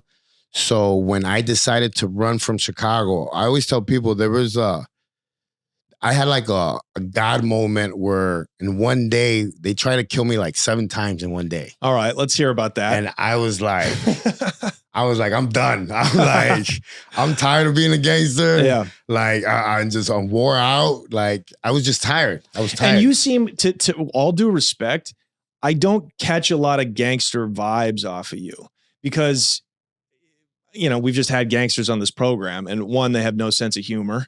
And 2, retaliation is a must. Now, it doesn't seem like when people came after you and robbed you and tried to kill you, it doesn't seem like you ever tried to get back on them. It seems like the way I would take it as a businessman, you just took it as a loss and kept going. Am I accurate in saying that? I mean, you got to pick and choose your wars, man. Like it's one of the biggest, I think, as a businessman, whatever business you're in, you have to pick and choose who you're going to fight with. Mm-hmm. And sometimes it's worth it. Sometimes it's not, and sometimes, you can't start a war. Why? Because you're so in debt from what just happened that you can't afford that war. So you have to move on pretty fast and make that money back. Because when the cartel sends a truck with 7 guys in the truck and they show up to your house and they're asking you, where's the money for those 20 that we just gave you? It changes the whole program. Did they do that with you? Did the cartel actually send sicarios to collect? They sent the guys to collect because I got robbed by one of my best friends. I'd never seen it coming. Everybody in Chicago knows about it. All my friends know about it. I mean, he just robbed me blind. And for how many? 20. Okay. A good solid $250,000. $250,000 for 20 pounds? What do you? Oh, $250,000 in cash. No, it was kilos. It was 20 kilos. That's not $250,000. That's what I had it for. Let's just leave it right there. I don't understand. No, we can't. Because Johnny Mitchell, white boy Johnny Mitchell has to know the numbers. You want to stir it up. Oh, okay. All right. I get it. All right. Well, hey, if you say it was worth $250,000, then, that's what it was. And he put me in a really bad place because it was either going to make me or break me. And it almost broke me. That deal was going to make you. Yeah. Okay. And he robbed you at gunpoint? No, he was my delivery guy. He just ran off with it. He just ran off with it. Son of a bitch. And the next day I was calling because everybody was ready to pick up. And I was like, where you at? Nothing. Finally, I was like, he got me. A week passed by. I was still in denial. I was like, nah, man.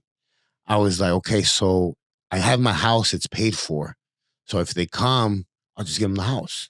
Because I had just bought a house from Cato, and I was like, okay, so I'll give him the house. And what part of Chicago is this? Burbank. It was worth way more than the money. It was 300 plus. So it's nice. It's a nice house. Okay. I'm like, they show up, they don't want the house. They want their money. Yeah.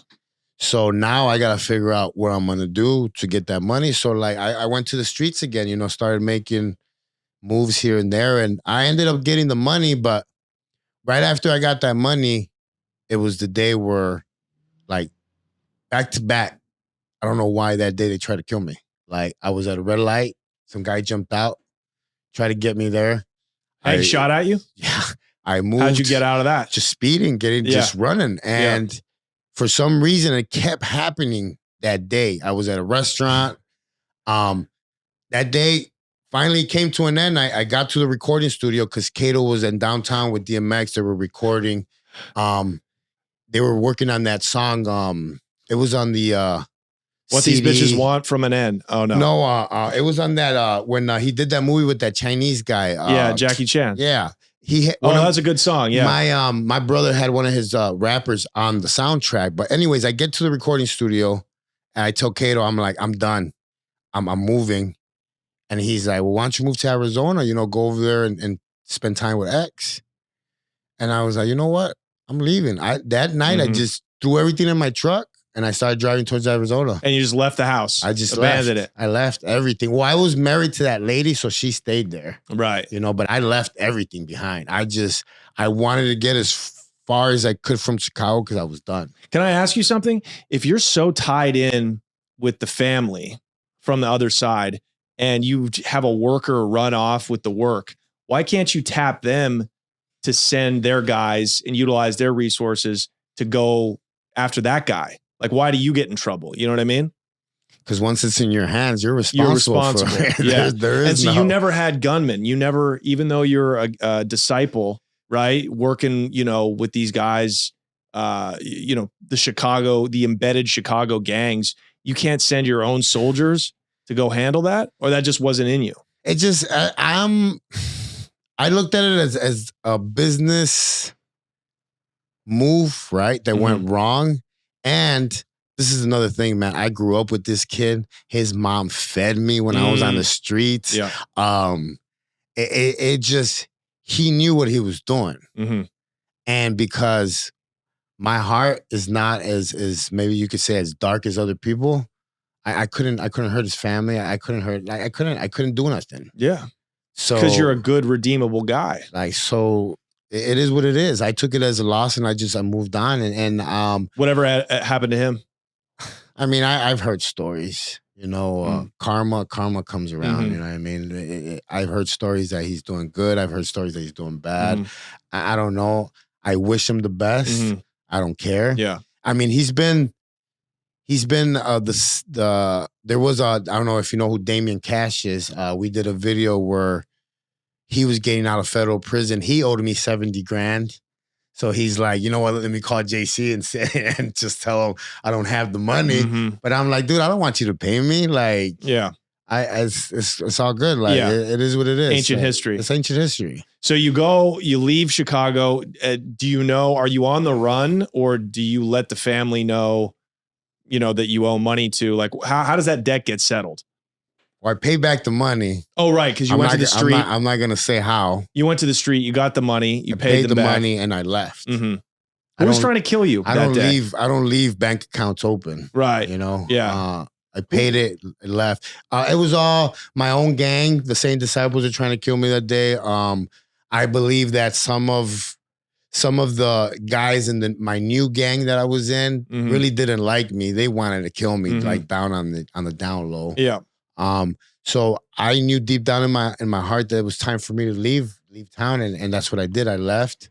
I came to Phoenix, Arizona, and I became part of the Phoenix Rough Riders. So I started riding motorcycles. I always tell people I became part of a different gang. Yeah. You know. And was that part of DMX's Rough Riders? Like that was his outfit? Yeah. Okay. Gotcha. Yeah. And are they still around? Well, they're pretty much like I mean, they're a record label, they're a business, they're like a motorcycle club. Yeah. They're a lot of things. So they're just legit though. Yeah, they're legit. Okay, gotcha. So, but when you first got to Phoenix from Chicago, were you running out there too? Were you working with the family still? Were you still bringing in work? Nah, when I got out there, I really wanted to try and change, man. Like I got out there with good intentions. I got out there, I always tell people I got out there with, I think I had about $250,000 in cash. I had a lot of jewelry. But when I got out there, I wasn't used to the strip clubs. In Phoenix, there's a strip club on every corner. I had never seen drive-through liquor stores. Yeah. All the stuff of Phoenix was new to me. They had swinger clubs. They had massage parlors. They had a lot of sex. So me being who I used to be, like my old self, I really fell into that whole lifestyle. And I mean, I was broke in 6 months. Wow. I blew all that money. Addicted still? Yeah. Still doing coke? Yep. Back on coke? Yep. And now not being in my city and not having the plugs that I have, you know, I went broke. So now I look for a job. I start working and I just start finding like odd jobs here and there. And I start working. And then I start moving weed again. Right. With who? What organization? I was working with somebody local that was right here in Piedras Negras, just close over the border. A friend of a friend. Just getting, you know, 100 here, 100 there, just to get by, make my bills. I was trying to stay clean. I didn't want to get in trouble no more. You know? So you weren't dealing with anybody from the other side directly. You were just getting it middleman to you by somebody that was receiving it from the other side. Yeah. Got it. And do you know, I mean, by this time, this is the 2000s, right? Yeah. So now Sinaloa is king. They're just defeated Tijuana basically in the cartel wars. So I'm assuming a lot of this pot is coming from, you know, the Golden Triangle, which is a stupid name that Americans have given the, you know, where they grow the bud, Durango, Chihuahua, Sinaloa, those mountains. Did you notice the pot getting better? It actually was starting to look almost like hydro at one point. You know what I mean? Yeah. It was very green, no seeds. Started looking better. A lot of the I started getting a lot of customers, black customers from Atlanta flying in that wanted 100, 200, 300. Atlanta ended up being one of my main like hubs that I started making a lot of money just, dealing with people over there. Yeah. And Black guys? and it kind of pulled me back in again where I was like, wow, I can make like 100 grand like this, like really quick. Could you make 100 grand in one deal? Yeah. That's an insane amount of money for one pot deal. That's insane. So what was like the markup on this new bud? On the bud that was looking like you hydro? were selling it almost like it was hydro. So like you're getting it in Mexico for $50 now. Yeah. But you're selling it over here for almost 1,000. Oh my God. So that's it's insane. Like, the markup was crazy. But that's what made me greedy. And that's what made me like get back into the game again. How much was your plug in Piedras Negras? How much was he giving you pounds for? We were actually splitting at 50-50 because he was receiving. So I was the quarterback pretty much. So you were just selling all the work and just split it with him. Yes. You were the salesman as usual. See, you're the businessman. Yeah. So then what were you guys paying for a pound? He was getting them for close to, I want to say already there in Piedras Negras, $150. $150. Yeah. And you could flip that to Atlanta for almost a G per pound. Yeah. And you could sell 50 of them at a time. I mean, it was 50 was a low end sell because they were coming to pick up hundreds. So they didn't want, even when they would come and I would be like, hey, I only have 25. They would be like, we'll come back next time. Come back and when you have our full order. Else. Wow. So it was. Wow. So that was in my day when guys, the middleman game in the weed business still existed. And that's where guys like me, just ordinary people were able to make millions by, flying from the East Coast to the West Coast, the Southwest. And, there would be these groups picking up 200, 300 pounds at a time. And they were getting them from guys like you. Wow. And so how would that work? A guy flies in from Atlanta. Do they bring him in? Do they bring a U-Haul truck? Like, how do you move 100 pounds? Back then, they were doing it in every way possible, from mailing it to putting it in cars. Mm-hmm. Those moving truck things had barely came into style where you would, they would move your house in one of those containers. Pods, yeah. So they would put all the furniture in there, fill it all with pot in there. That's how I did it. That's right. Have it shipped. Yeah. So like there were so many ways, even in tow trucks, towing a car, moving a car. They were doing every kind of way, man. I mean, and the thing is that when you're moving, 100, 200 pounds, you have to get creative now because that's a lot of space. Yeah. Yeah. So I've seen even guys that would take the whole motor out of the car and then they would fill it up. Yeah. And that's how they would transport the car. Did you deal with BMF, the Black Mafia family, or? I dealt with a lot of smaller guys, man, and that's why it was always 100, 200, 300. If I would have been dealing with them, I would have probably been in the feds for life. Right. Well, I'm not sure that they even dealt weed. I don't think so. I was just curious because that was around the same time. Okay, so you're back on. You lose everything. Story of the drug dealer's life, right? And JC's life. You lose it all. You're up. You lose it all. Now you're back on top. How did that end? This second run in Phoenix. I got set up by one of my close friends. He flew into Phoenix. I bumped into him at a strip club. And I was like, what are you doing here? And he was like, I'm looking for this, blah, blah. And I was like, I might be able to help you. What was he looking for? He wanted 30 keys. And 30 keys of pot? No. He wanted 30 keys of coke. Yeah. And did that raise red flags? Yeah. It made me a little afraid, but then I was like, but he's my dude, he's part of my gang. That's my guy. We've done dirt together.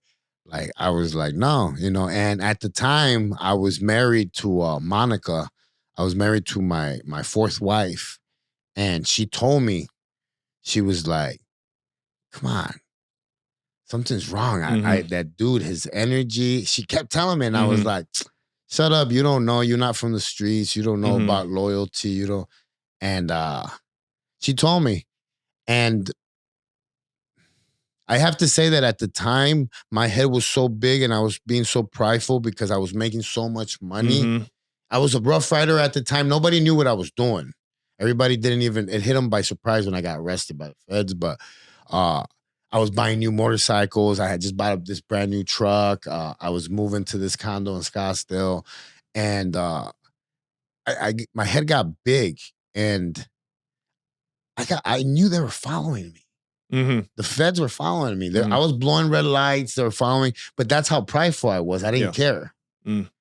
And when I went to go do the deal, they were there. So you said, yeah, I know where I can middleman this 30 kilos. Mm-hmm. So you go, and are those your same pot connections that you go to? No, it was someone else that I had to speak to, somebody that I knew. But he didn't want nothing to do with it. So he had me, orchestrate everything. Yeah. So, and is this is Border Brothers Coke? This is not, you're not getting these 30 keys middleman. You're talking to somebody from an organization in Mexico. Yes. Gotcha. Can you say who it was? No. I didn't think so. I didn't think so. But we're gonna go ahead and assume that they had something to do with Culiacan and Sinaloa. That's gonna be my guess. He was so hard up on getting those 30, and I was so he was really pressing you. I was like, and did you give him a ticket? Did you give him a price? Yeah. And did he put up a fight? Nope. That's how you know. When they agree to pay what you want, when there's no haggling, there's something's up. But the thing is that I questioned that part too, but at the same time, it was a really good price because I was hooking them up. I really wasn't trying to make money off of it. What did you agree? What was the price you agreed? It was 18.5, and this is when they started to go up in Chicago. They were, I think, 27 back then. Right. In Chicago. Yeah, in Chicago. Okay. So you're getting it to him for 18.5. That's a hookup. Yes. Yeah, and this is pure coke. It was a good stuff back then. Yeah. But he agreed, and I was like, look, I'm going to get you one, and then after that, you guys do your thing. Like, I didn't want nothing to do with it. I even told my guy, I was like, you make the money, you deal with him. I don't want to deal with him because I was happy with my little weed money. Mm-hmm. Which is not very little. But comparatively, I guess, compared to flipping 30 kilos of coke. I met up with him and the feds were there. Did you have the 30 on you? No. Okay, so they never got the 30 off of you. No. Did you have a pistol, cash, anything? No, I thought we only had one. We had 5. 5 what? Kilos. You have 5 kilos on you? Yeah.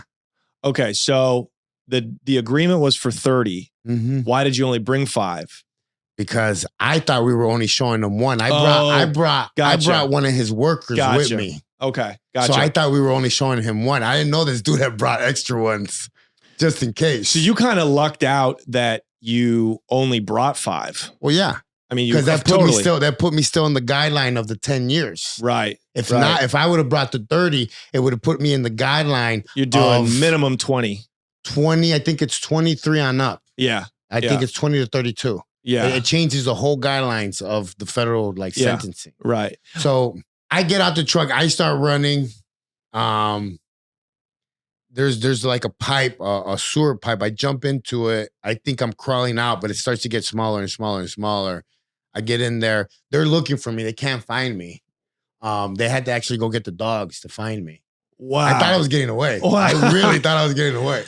So once they pull me out of the pipe, I'm not going to lie. I was like, man, I'm going to do a lot of time. So I was like, right away, I started thinking, I was like, what should I say? What should I say? So that morning, I had just given myself a testosterone shot in my glute. Yeah. So as soon as they pull me out of the tube, the pipe, whatever, I tell them, hey, a black widow bit me. I don't feel good. So in my head, I'm already thinking, once they take me to the hospital, I'm going to try to escape. So they look at my butt cheek and it's red. And they're like, holy cow, he did get bit. So they rushed me to the hospital, to the Maricopa County Hospital.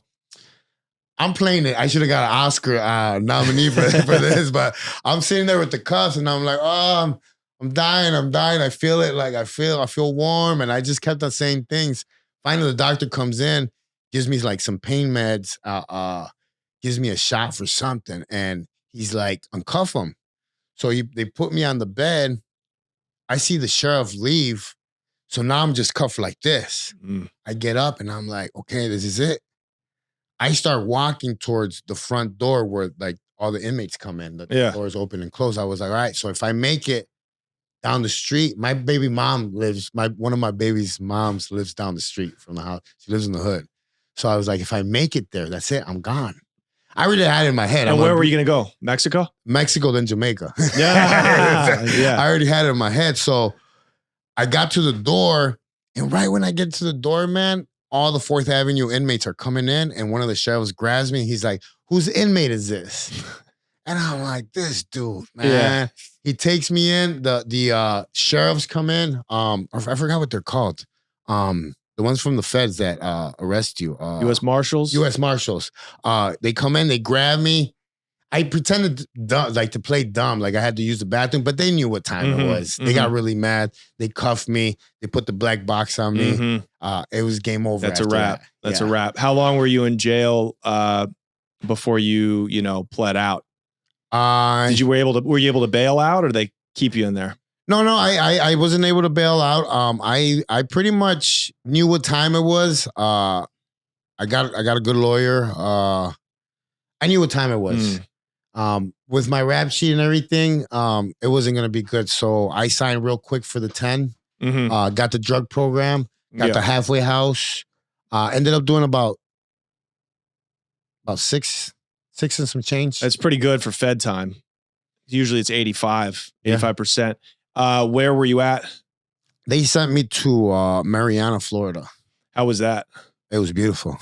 So nothing. So you didn't do. They never sent you to like an FCI, or they never sent you to what's the level up from FCI? USP. They never sent you a USP. I got sent to a USP when I violated my probation, and I went back in 2017, like I was telling you. That's when they sent me to Victorville in California, and that's rough. Yeah. I mean, I was there for 5 minutes. I had already killed the dude for a piece of chicken. Yeah. Like that happens at Victorville. That was USP right there. Our our friend Unique, who was on the show, told us about Victorville. He would say the white boys there are so vicious with their own people. Somebody would get out of line. And so the shot caller of whatever car was running the place would go around to the other sets, the other cars, the blacks, the Mexicans, the natives, and be like, hey, on Thursday at noon, we're going to put in some work. So go to the store, go get your shower, because we might be locked down for a little bit. Yeah. And then the guy they were going to stab would be walking around all week with them, just whistling like it's all good, and everybody in the prison would know that this guy was about to get hit, except for that guy. Wild. There's a whole tactic to how they do it, man. Even how they make you work out so you can bleed out faster. I mean, bro. What? Yeah. Tell us about this, bro. What the fuck is Everybody knows that, man. Like, they'll make you work out, like do push-ups. They'll be working out with you because that gets your blood flowing more. So once they stab you, you actually bleed out faster. Wow. Because your blood's pumping. And so they hit you on the yard after a bench press. Yeah, after you just got you just maxed out. And, like, it's crazy. Wow. It's a whole art form. But when I got to Victorville, I'm not going to lie. I had been to some crazy prisons in Mexico. And when I got there and those doors open and close, I could smell the death. I could feel it. It was the most uncomfortable prison I've ever been to in my life. Are you serious? Even more than Mexico? Yeah, even more than Mexico. Wow. Yeah, I could feel the death in that place. A lot of people have died in that prison. A lot. And how long were you there for? Maybe a month and a half at the most. And they were already on lockdown when I got there. Yeah. And who did you have to roll with? At the time, the homies were like, yo, where you from? And I was like, Chicago, man. I'm a Latin King. The homies always looked out for me, man. Like, I always give them props because even when I got to La Tuna federal prison in the early 90s, I was young, didn't know right from wrong. The homies were having a little battle with the Aztecas in that federal prison. And there wasn't a lot of them, but there were like straight just riders. Like Yeah. they always had the nice on them, Yeah. everything. And when I got there, I was 19, so I didn't know what, who to get along with, who to talk to or nothing. They took me under their wing and they just always looked out for me. And after that, every prison I went to, they knew somebody that knew somebody that knew him from Florencia Yeah. or from this place that knew them. So they always looked out for me. So when I got to Victorville, they were like, oh, we heard about you, blah, blah, blah. So I knew I was going to be good with them, but it's never good because it's not your people, bro. Yeah. So like you still had to be very careful. Yeah. Did you have to keep a piece of steel on you just for protection? Well, I didn't even make it to that. I didn't make it that far because I ended up getting transferred out of there because that guard put in some, I wasn't supposed to be there. I was there for a violation. Yeah. I was 45 years old. Yeah. My points have gone down from my drug program. Yeah.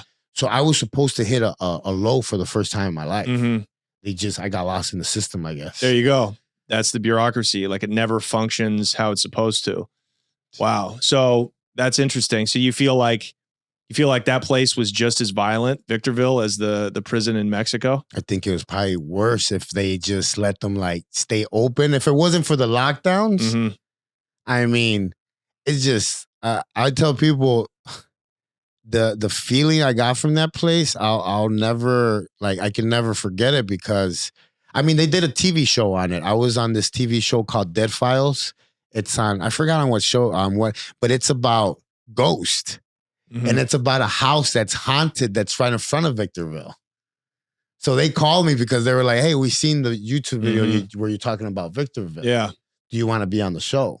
Wow. I was like, yeah, I mean, let's do it. But that's how bad the energy is in that place, man. Yeah.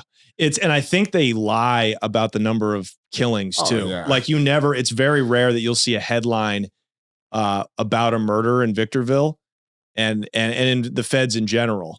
They keep it in California. It always comes out. Somebody got stabbed, somebody got killed, but people don't realize how corrupt the federal prison system is in America. And I talk about it so much on here because I'm fascinated that the most powerful country in the world, like the highest law of the land, can have like such lawlessness. You know what I mean? And such like endemic corruption. It's pretty crazy. But I'm glad you made it out of there. So then you go, they transfer you to Florida. They transfer me to Lompoc, California. Also pretty crazy. Low. No, it's a low. Oh, you went to the low though. Yeah, they I have went two to sides. I went to the low. Oh yeah, they have a high and a low. Yeah. I went to the low, and this is where I tell people this is the first time ever that I seen more white people in prison than like Mexican and blacks. Yeah, we can do it too. I hit the low, and it was all white collar crimes. Yeah.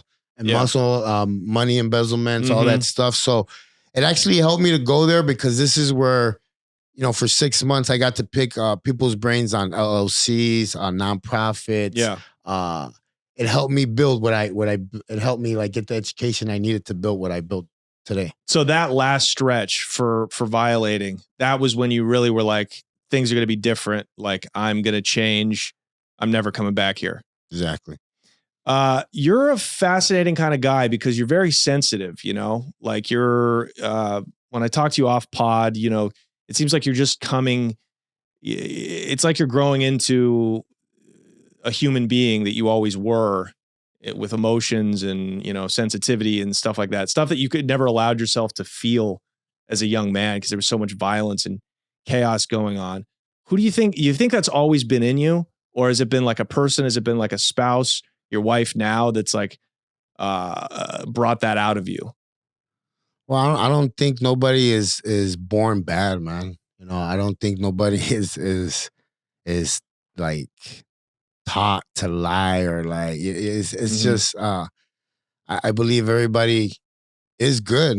I mean, it's just that we do what we have to do to survive, and sometimes we just get handed just a bad deck of cards and.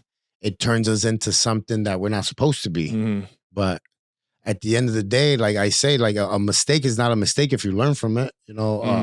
Obviously, sometimes it takes guys like us a little bit longer to get it. But once we get it, like we run with it. And like I always tell people, guys like us that have been through like painful and situations like that, usually when we get our life together, like we run with it. Like we do more in 7 years than anybody will do in their whole lifespan. Yeah. Because we're hungry for it. Yeah. And we're ready to get it and put in the work, and we're not afraid. And it just, I always say I wouldn't change nothing in my past, nothing in my life, because it made me who I am today. And I'm just built like a little tank. Yeah. Yeah, for sure.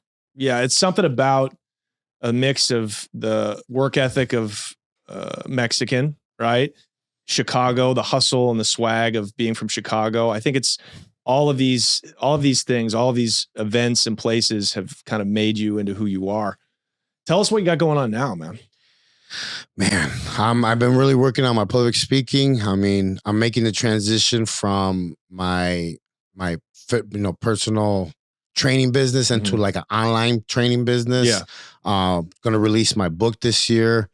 My supplement line at the end of this year will come out. I mean, there's a lot in the workings, but I mean, the main focus right now this year is going to be getting into the prisons, teaching these guys that there is a better way, showing them more than anything.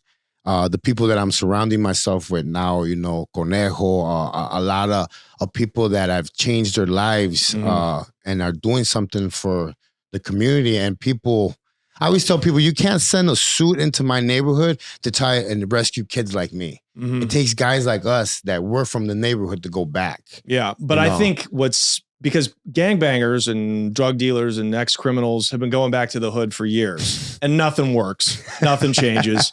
It's even more fucked up now than it was back in the day. What do you think it is now? What do you think you actually have to do for people? Like you were talking about that grant money you're going to get, you know, millions of dollars from, you know, these white guys, some of them in law enforcement now, that want to that see a guy like you, and they don't look at you as something different now. They really talk to you like you're a man, like a businessman, like an equal.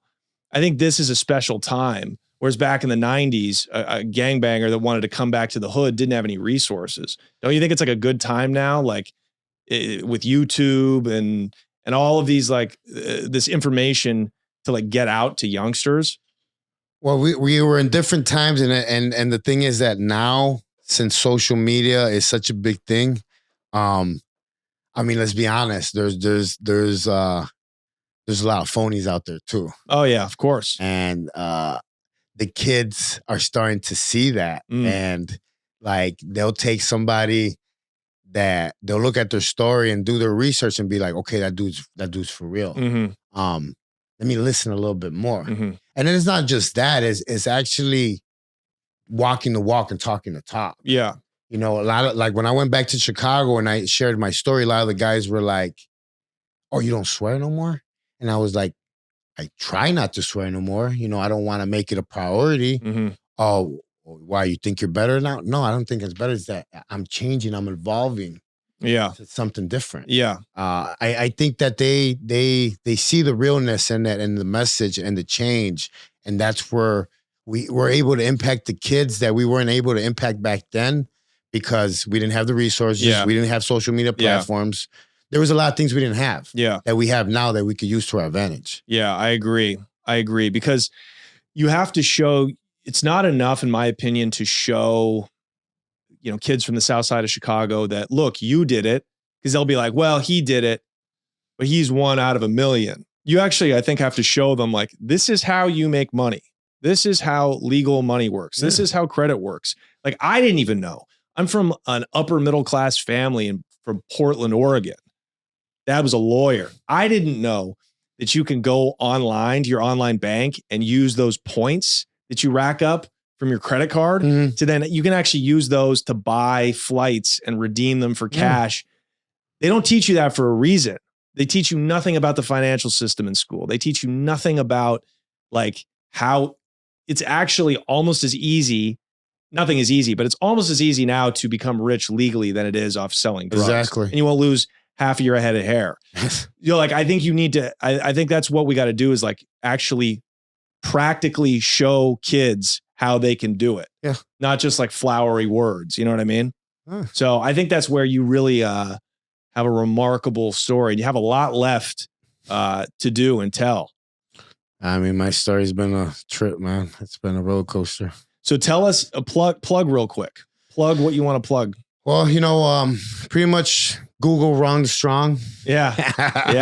Wrong to Strong. All my stuff will come up. I've managed to work the search engine pretty good. So Wrong to Strong is everything comes up from the book that's on Amazon to my online training to, the stuff that I'm working on right now. The TV shows. Yep. It's a lot of doors have been opening this year, and I believe a lot more are going to open up. So yeah, that's where you can find me. That's what's up. Yeah, if you're in Phoenix and you want to catch a workout, right, and you got a little bit of money to spend, this is not Planet Fitness, okay? Don't insult him. Check him out. He won't be available much longer in person, though. He's going to be going almost exclusively online coaching, but like all his products, his supplements, everything is at your website. Yes. Yeah. So yeah, Wrong to Strong. And we're going to put that link in the description. JC, a pleasure, man. Much success to you. And, we'll have you back soon, man. Thank you, brother. Thank you for having me. All right. That's it. Man.